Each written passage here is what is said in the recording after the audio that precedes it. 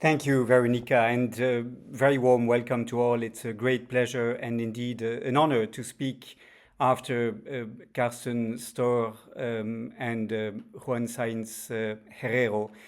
I would like to really re-emphasize what we just heard from Juan.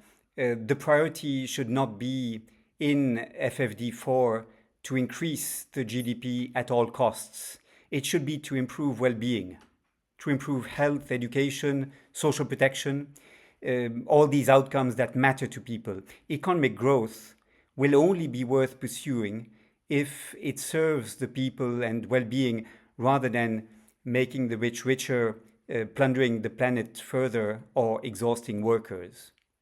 Now, of course, there is a justified emphasis on national ownership and on aligning support we provide to developing countries on the development priorities that those countries choose for themselves, their domestic priorities.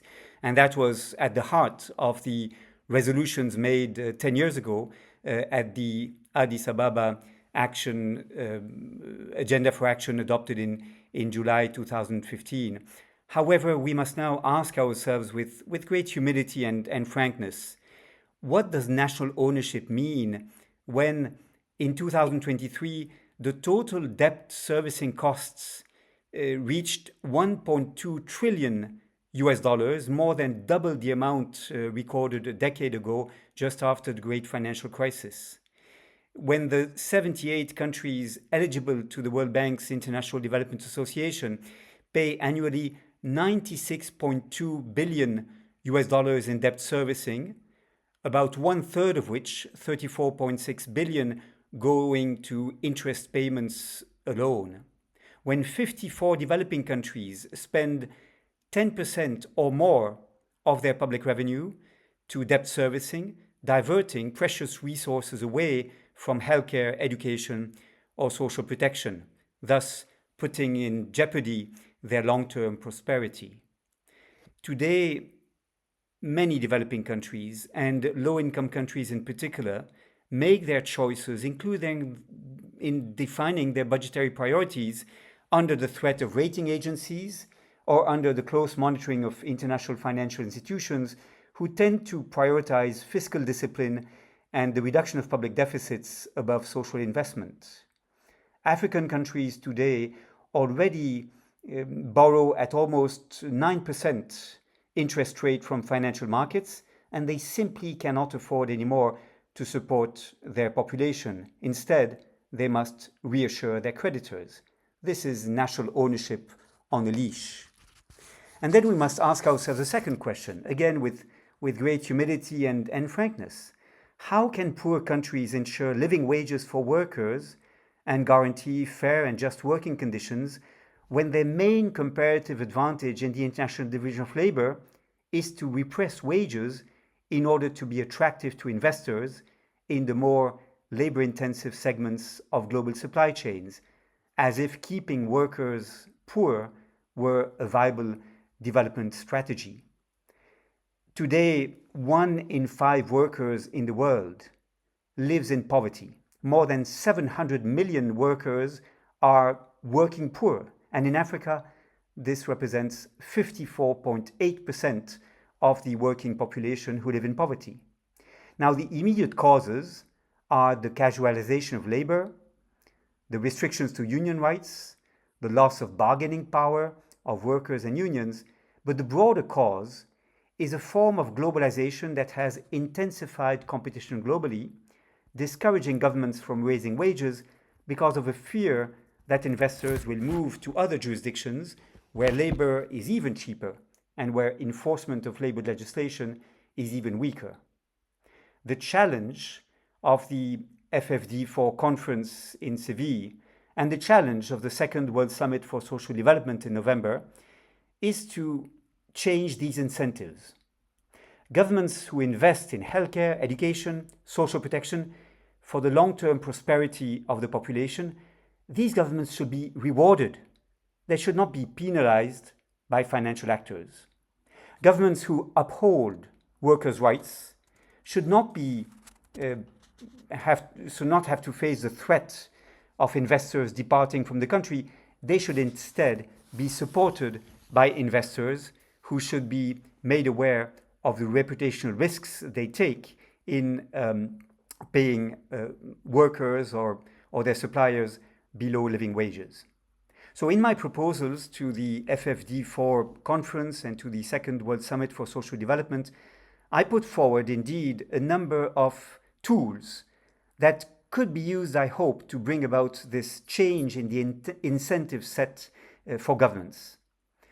First of all, to encourage governments to invest more in social protection, I, together with many others, including the ITUC, have proposed a new tool, a window to be managed by the ILO under the guidance of USP 2030, the Universal Social Protection 2030 Partnership, allowing countries to commit to multi-year action plans for social protection floors, as they committed to do under Recommendation 202 on national social protection floors adopted in 2012 at the International Labour Conference, allowing these countries to receive budgetary support, not as a substitute for domestic resource mobilization, but as a way to strengthen the capacity of the national administrations to collect public revenue, to expand coverage of social protection, and to improve the adequacy of benefits.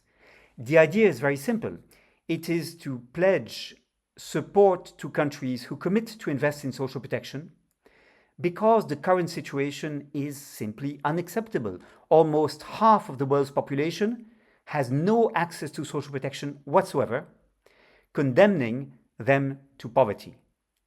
The idea of this new tool, the Global Fund for Social Protection, was supported by the 2021 International Labour Conference, which adopted a recommendation requesting the International Labour Office to explore scenarios for the operationalization of the idea. And in my contribution to FFD4, I recall the proposals that are made in this regard, and I also try to identify a number of financing options beyond official development assistance. Now, it has been recalled by Veronica Nilsson, by Carsten Storr in particular, that today current ODA, although it has reached in 2023 an unprecedented high with $223.7 billion US, is insufficient to cover the needs. Low-income countries only receive $22.4 billion US, a fragment of total ODA, and only 1.2% go to social protection. So we must move beyond ODA to ensure that low-income countries, in particular, can invest in establishing social protection floors. So my proposals to FFD4 cover a range of financing options, including debt for social protection swaps, the use of special drawing rights allocated on the basis of need rather than on the basis of IMF quotas, a wealth tax on billionaires, a tax on financial transactions, and solidarity levies on frequent flyers, on maritime shipping in particular, as proposed by President Macron from France, President Ruto from Kenya, and Prime Minister Motley from Barbados. Secondly, in my proposals to FFD4 and to the Second World Summit for Social Development, I insist that we should strengthen the bargaining position of workers in global supply chains and ensure that globalization effectively contributes to reducing poverty and inequalities.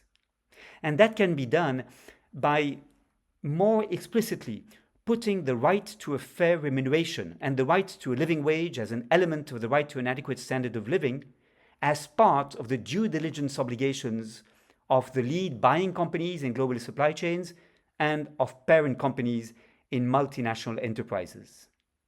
This, I believe, the duty for business enterprises to protect the right to a living wage, this should be part of the responsible business conduct guidance provided by the OECD, and this is part of my own priorities for the second World Summit for Social Development that will convene in Doha in November. And I would like to close with a short quote, especially addressed to our dear colleagues, the diplomats who are negotiating the outcome document for FFD4 and who are holding the pen for that document to be, as Juan Herrero mentioned, a triumph for multilateralism. And that quote is from Robert Swan, who said the following: "The greatest threat to our planet is the belief that someone else will make up and will wake up to save it." Thank you very much indeed.